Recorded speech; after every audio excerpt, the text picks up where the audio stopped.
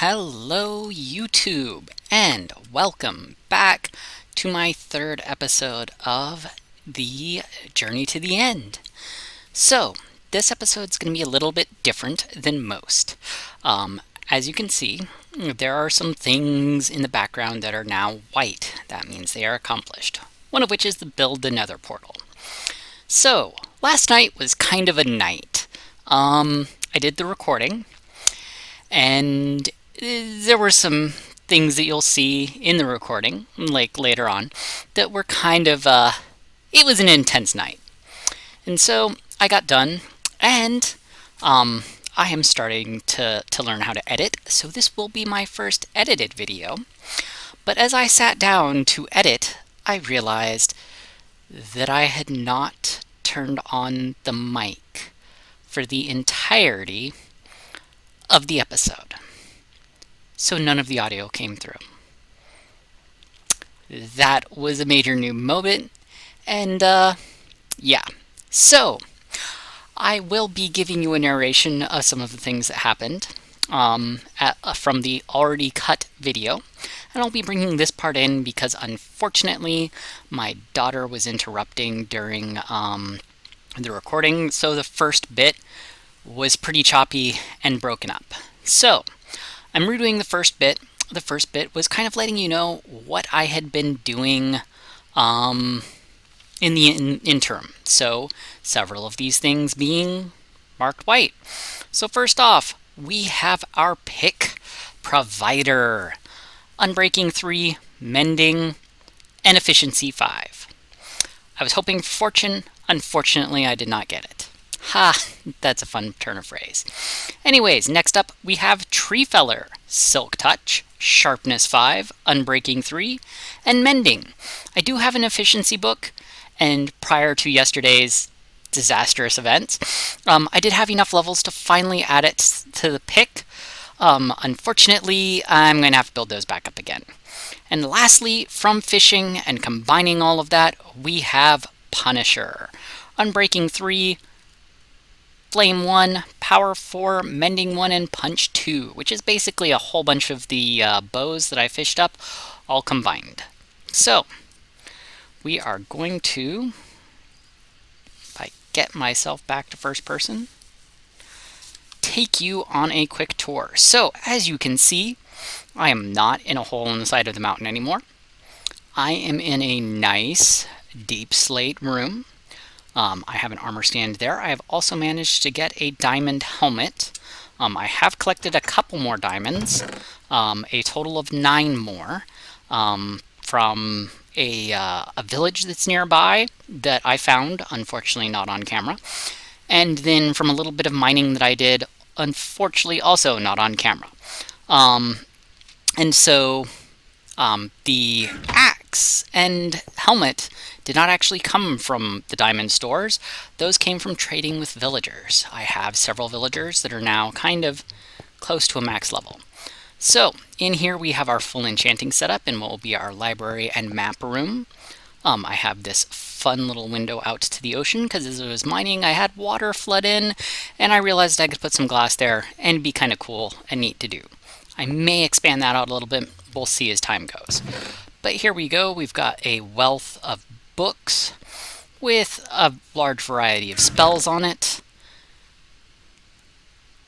You'll notice that there was a red curse as we in there, but it's a curse of binding on a book that is not going to be used for armor. So, I don't mind if I have curse of binding on those books because it doesn't really have much effect.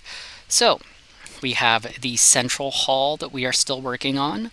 We've got some food crates that we've built up quite some stores with. And we have a storage room complete with some furnaces and a kelp setup. So it puts in some dried kelp, I turn it into kelp blocks, and I'm using those to start to power my furnaces. Much prefer kelp blocks to coal, and then I can use the coal for trading with villagers. But it is night, so before we continue the tour of the above ground, we're going to go hit the bed real quick.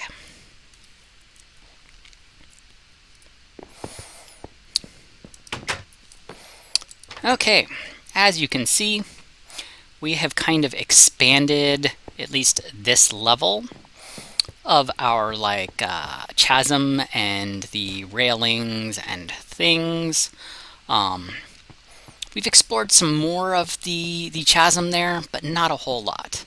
Now as we come up here, I think last time I showed off my wheat farm with radishes and cabbage. Well, I now have sugarcane and some cows and sheep. You'll notice there's some gray sheep in here. The shepherd villagers, for a little while they were trading for gray wool. Unfortunately, by the time I had enough gray wool to trade them, they had swapped jobs and then swapped back or something, because they're asking for black wool now.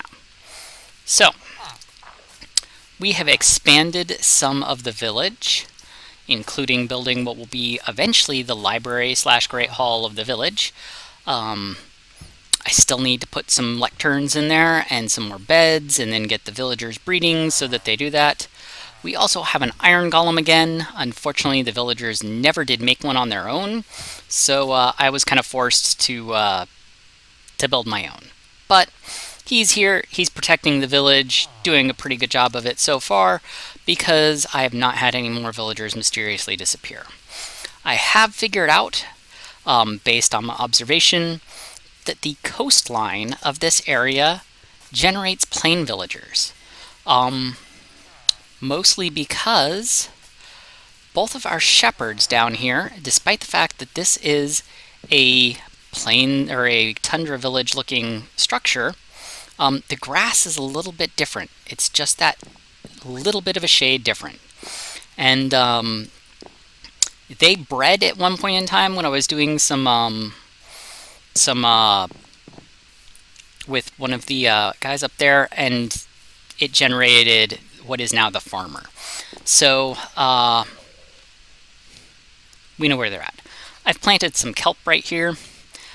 Some of you may have seen in the last video, there was a fox that was kind of hanging out over there, and I kind of rescued him and put him in the boat, and he's been hanging out there since. Eventually I'm going to give him a name tag, and we're going to bring him down into our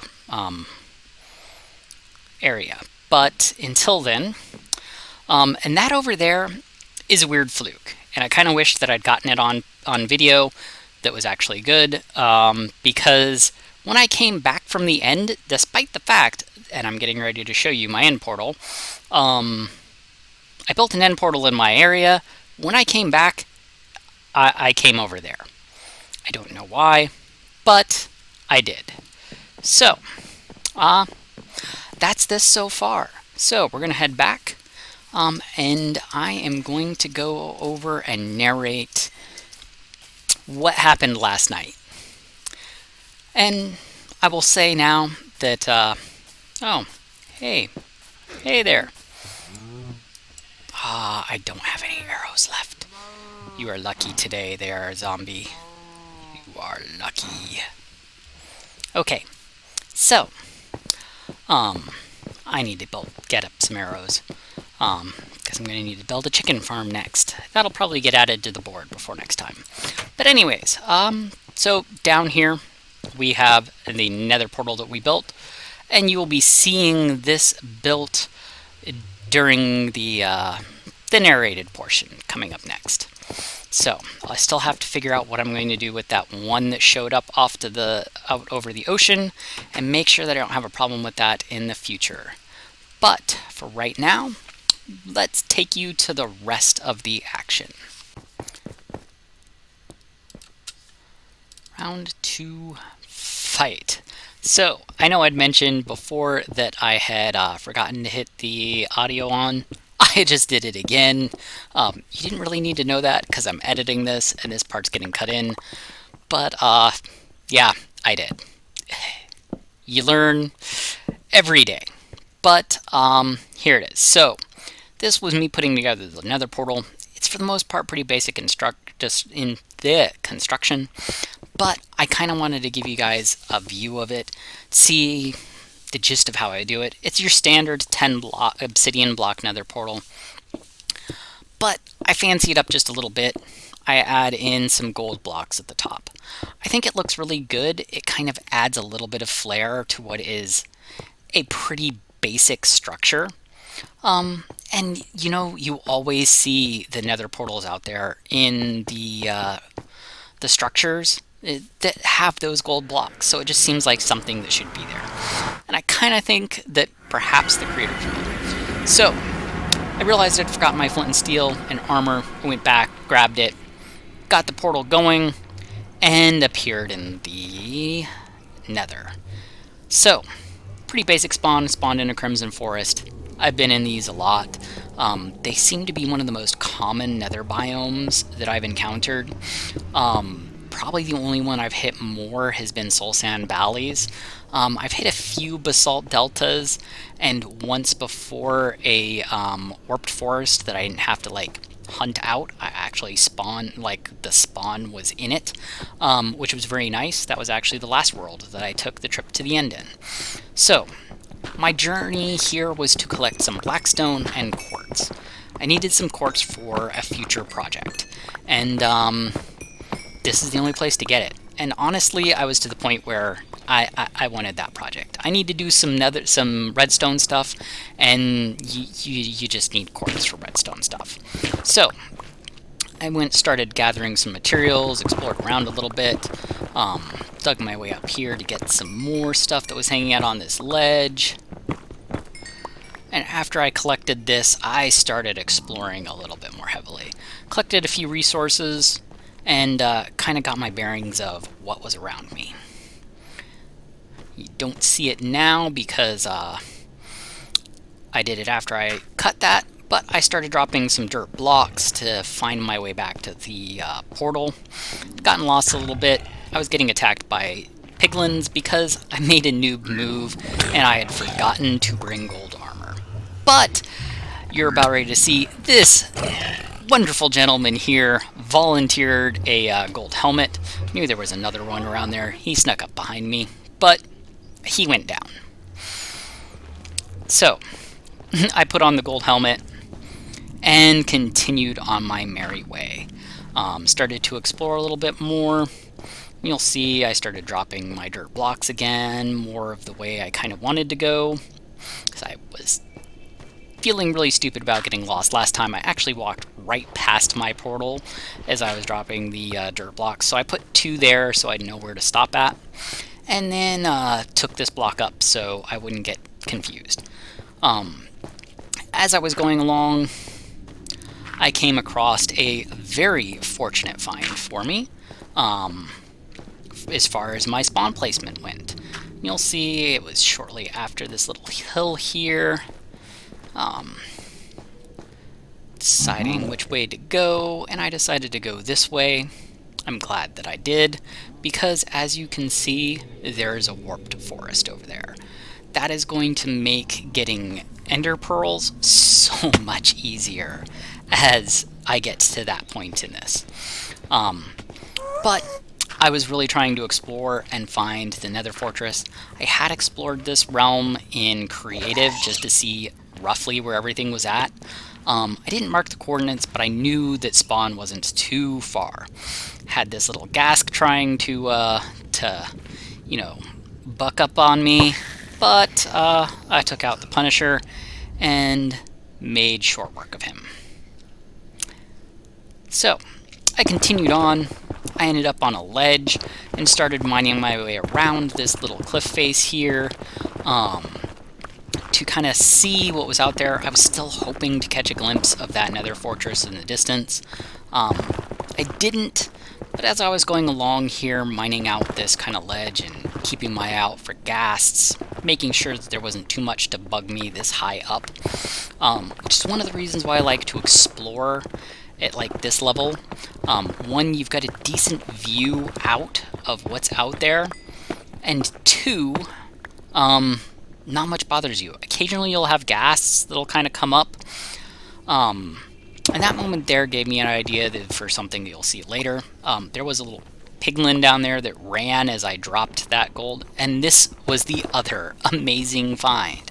I found 2 ancient debris. I know it spawns at this height. I usually don't mind for it here. I found a handful of pieces in all of my playing above like Y15. And for me to find 2 of them on my first trip in, I was pretty stoked. I was feeling really good about this.